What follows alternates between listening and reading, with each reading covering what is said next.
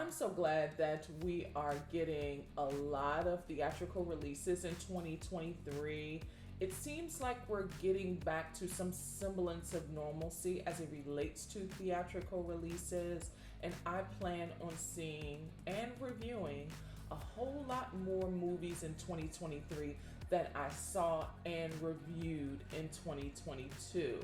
I feel the safest and the most joy in the theater, and that's where I like seeing films. That's kind of why I tried to create a theater here in my basement during the pandemic, because I missed going to the movies. Well, in 2023 we're getting a lot of releases that I'm anticipating, and so I do have an exhaustive list. I've broken them down by month, but I also am looking forward to some specific films that will be released on Netflix that I'm also anticipating and excited about. So I will start with the films on Netflix this year that I am most anticipating, and then we'll jump right into the theatrical releases that I'm excited for, not only to review, but some of them I'll be hate watching. At any rate, let's jump right in. Many of these don't have a release date yet. So here's my list. Let's jump right in. They Clone Tyrone with John Boyega, Jamie Foxx, Kiefer Sutherland, and Tiana Paris, and many more. Totally looking forward to that. I did review the trailer, and so I'm anticipating seeing what that has to offer. My hopes aren't very high, but it could be really, really funny or really, really cliche. Next up is Rustin. Now, Rustin was supposed to be released in 2022 and got pushed back to 2023. And it is stacked. It's got Jeffrey Wright, CCH Pounder, Glenn Turman, and Coleman Domingo, among a host of Audra McDonald. I mean, it's stacked. I am so looking forward not only to this film and the outstanding performance that Coleman Domingo will deliver, but I am hopeful that he will be recognized by his fellow actors for an Academy Award. Speaking of films that got pushed from 2022 to 2023 and should deliver some Oscar buzz, is Shirley. Shirley Chisholm will be played by none other than Regina King. Need I say more? Next up, The Killer by David Fincher. Again, must I say more? Now let's transition from Oscar buzz to action thriller, one of my favorite genres, which will star Jake Gyllenhaal, and it's entitled Helicopter Heist. Now, you can already in your mind play out the plot, but I'm excited to see that one, and it'll be on Netflix, so it's very convenient. Next up, Halle Berry in The Mothership. I have been waiting, anticipating this film. She will be starring in this with Omari Hardwick, and she'll also be in another film with Mark Wahlberg. It's a spy thriller that'll also be released on Netflix. So Halle should have a good year. She's back in it. Next up is Axel Foley, the Beverly Hills Cop reboot, starring Eddie Murphy, and a lot of the original the original actors are returning to this sequel. Now, a lot of people are a little apprehensive, even Eddie Murphy was, because he said, the world sees cops differently, sees cops in a different light. And so, at any rate, I'm looking forward to the Beverly Hills Cop reboot. Next is a rumor, but it might be released, and that's Bird Box 2. Some say they shouldn't even touch it. It's such a great film, but hey, they're going to either remake or do a sequel to almost everything. And lastly, Unfrosted. Jerry Seinfeld, is directing and starring in the Pop-Tart movie. It's about the origins of Pop-Tart. Now, this one will be more comedic than that McDonald's one from a couple years ago, but Definitely excited to see what Jerry Seinfeld does with his feature film directorial debut. All right, so that's Netflix. Now let's get into the theatrical releases, and I'll break them down by month. All right, January 2023. First up, House Party. At first, when they announced that they were doing a house party a few years ago, I was like, oh God, they're going to ruin it again, ruin the franchise. But after seeing the first trailer, I'm hopeful. I think they have a great spin. The direction seems really refreshing. So I'm looking forward to seeing House Party in the theaters. Next up, Missing. Now, Storm Reed and Nia Long will star in this. And it's interesting because Euphoria has given all of its young stars this long hiatus for a couple of years so that they can work on their other projects that they had slated, like movies like this. And the trailer is decent. I'm excited about it, and I'm looking forward to seeing that in about a week. Next up, Shotgun Wedding. Now, yes, I want to see J-Lo go back to, her days of doing really great dramas and thrillers and so forth. But I am not going to hate watch this, but I will support, and hopefully it's better than the trailer. Hopefully. Okay? Next up, Alice Darling. I reviewed this one as well. The trailer didn't give away too much, but for me, I feel like it's a little sleeping with the enemy. Hopefully there's a twist, though. And lastly, Fear, which stars Joseph Sikora, who most remember as Tommy from Power, King Batch, he's a comedian, and T.I.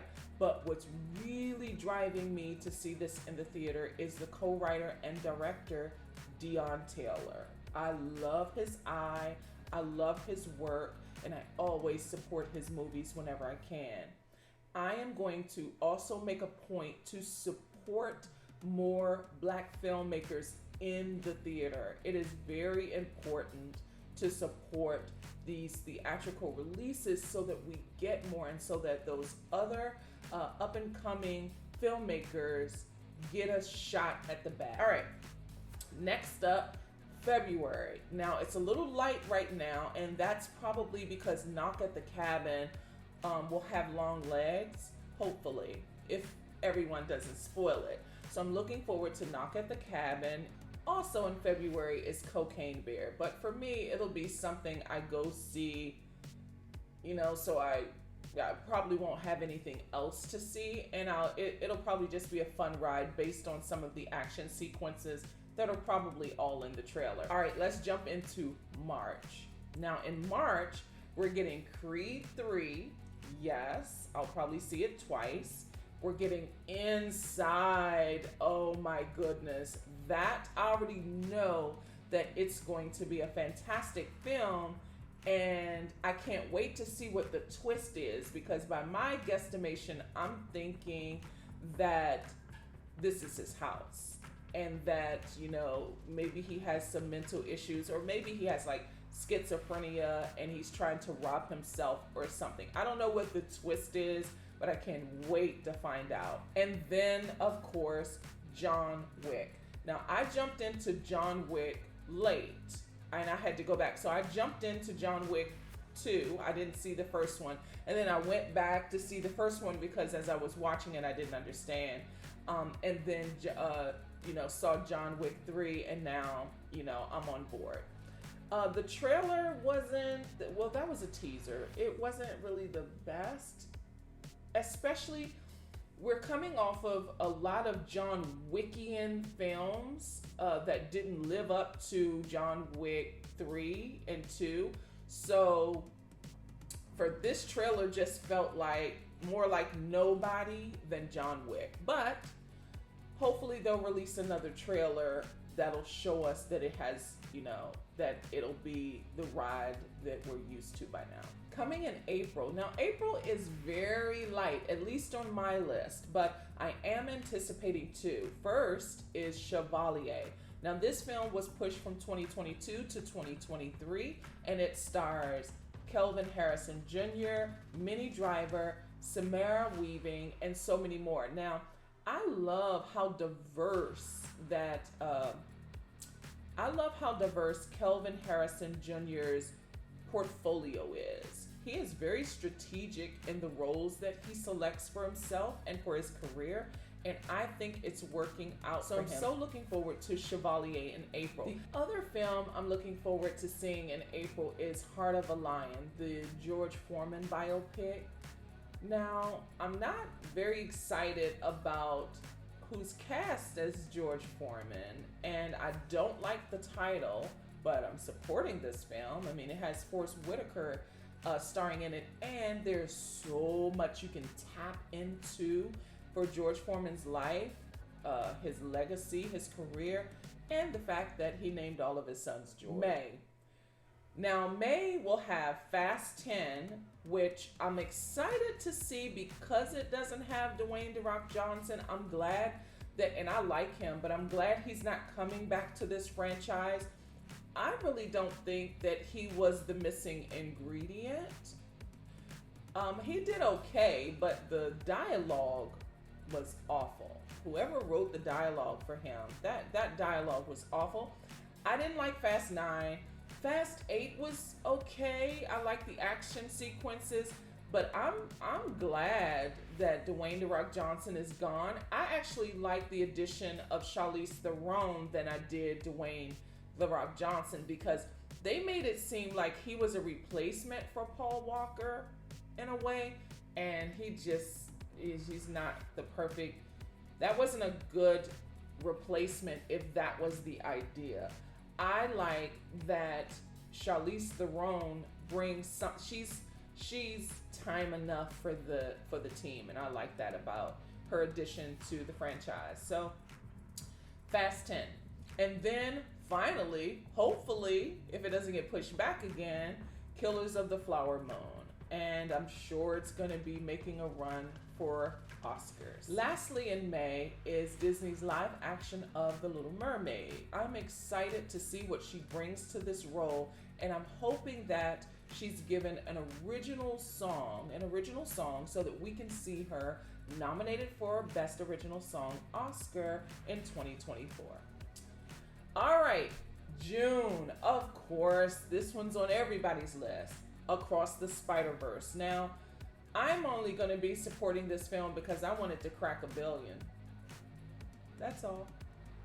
Next, Asteroid City, Wes Anderson, period.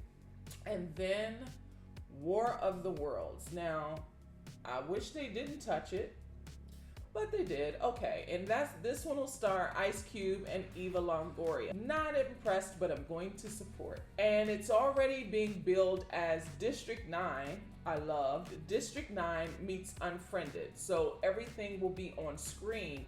And the way they filmed this during the pandemic. And so everyone had their own individual movie sets where they filmed. So we'll see. All right, July. Oh my gosh. Mission Impossible Dead Reckoning. This is the film that I will see at least 3 times in the theater. All right. Then you have Barbie, which I will also see in the theaters multiple times, and Oppenheimer, which I'll probably see once. Next up, August. Okay, August has the Meg 2. I saw the first Meg, and it was really good, but did they need a second one? Not really, but am I going to support because Jason Statham's in it? Yes.